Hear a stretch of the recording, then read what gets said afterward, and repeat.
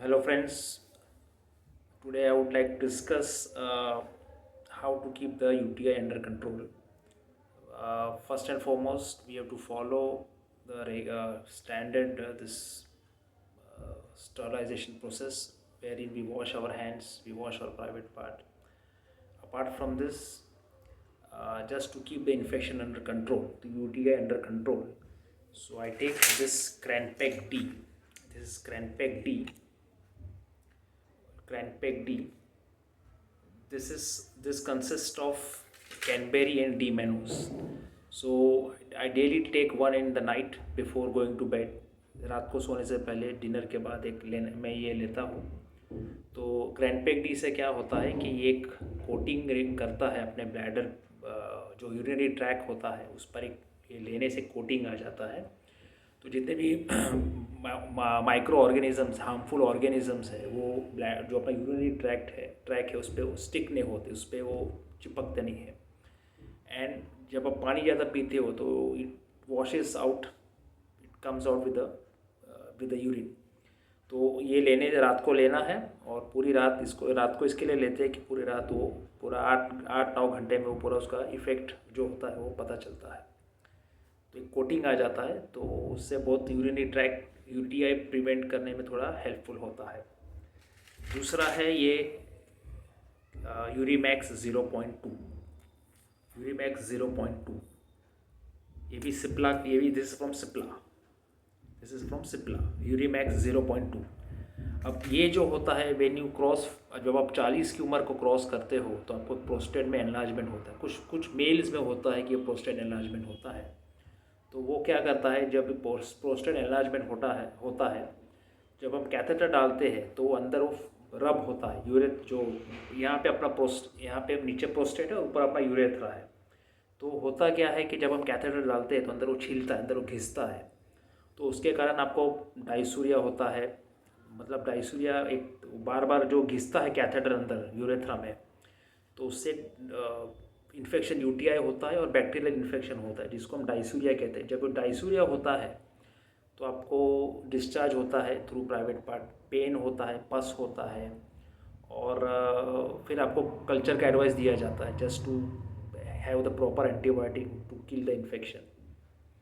तो ये यूरीमैक्स, इससे क्या होता है कि आपका जो प्रोस्टेट का साइज़ जो है वो कंट्रोल में रहता है और जो अपना यूरिनरी ट्रैक है वो थोड़ा लूज़ होता है, फ्री होता है, और थोड़ा अच्छा लूज़ और फ्री होता है. तो कैथेटर अंदर आराम से जाता है, आराम से बाहर आता है. तो कोई अंदर ज़रा भी घिसता नहीं है ताकि आपको कोई इन्फेक्शन हो, या वो रगड़ से या कैथेटर में यूरेथ्रा में जो घिसता है कैथेटर वो उससे नहीं होता है.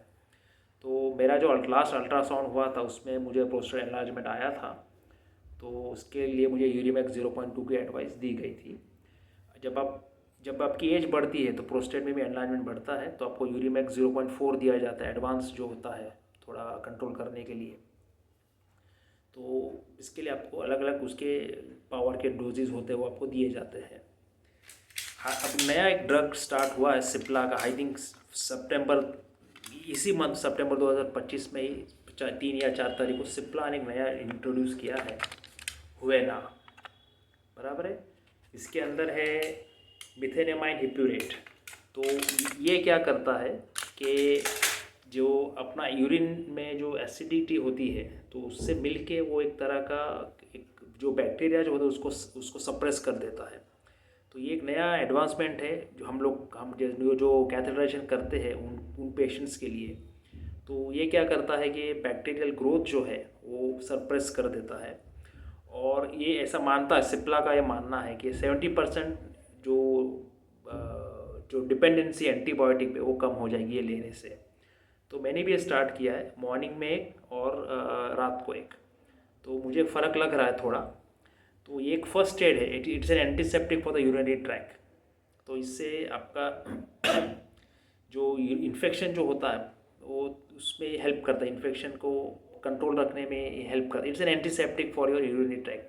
लेकिन जब आपको सीवियर इन्फेक्शन होगा तो आपको एंटीबायोटिक तो लेना ही पड़ेगा. लेकिन ये कुछ हद तक जो चांसेस है यूटीआई का वो कम कर देता है.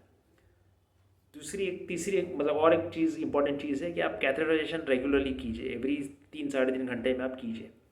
कई लोग क्या करते हैं, दिन में 2 या 3 बार ही करते हैं, तो जो यूरिन जो होता है वो स्टेल हो जाता है, तो उसके बाद वो डीकेइंग स्टार्ट होता है, प्रोसेस स्टार्ट होता है, उसके बाद वो यूरिन सड़ने लगता है, वो डीके स्टार्ट हो जाता है।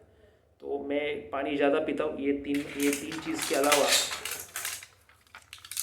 ये जो है मैं ये ले रहा हूँ, तो जैसा कि मैंने आपको एक्सप्लेन किया,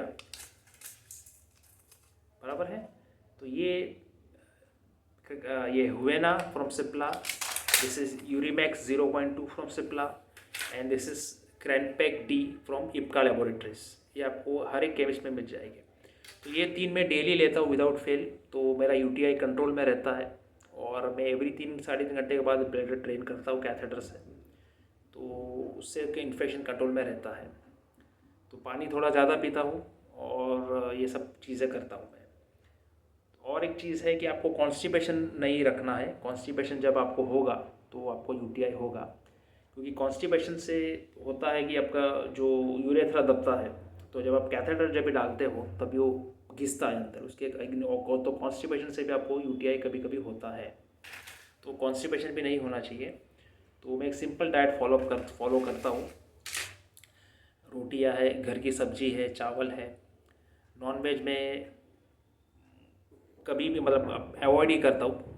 और जो चने का आटा है, चना है, जो कुछ भी हमको कॉन्स्टिपेशन करता है वो मैं अवॉइड करता हूँ।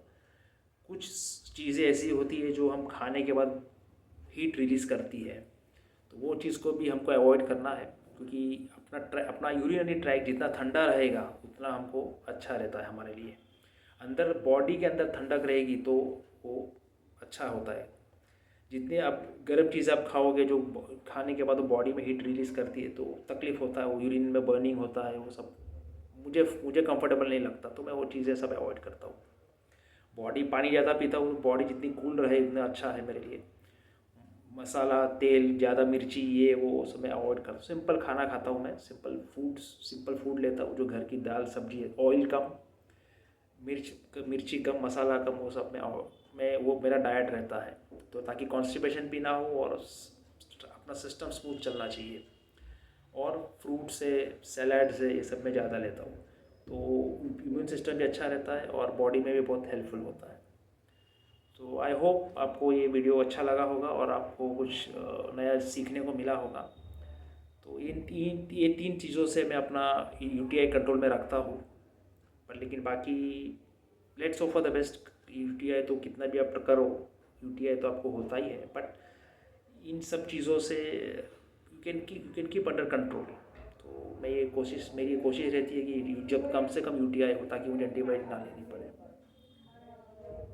ओके गाइज, आपको ये वीडियो अच्छा लगा होगा।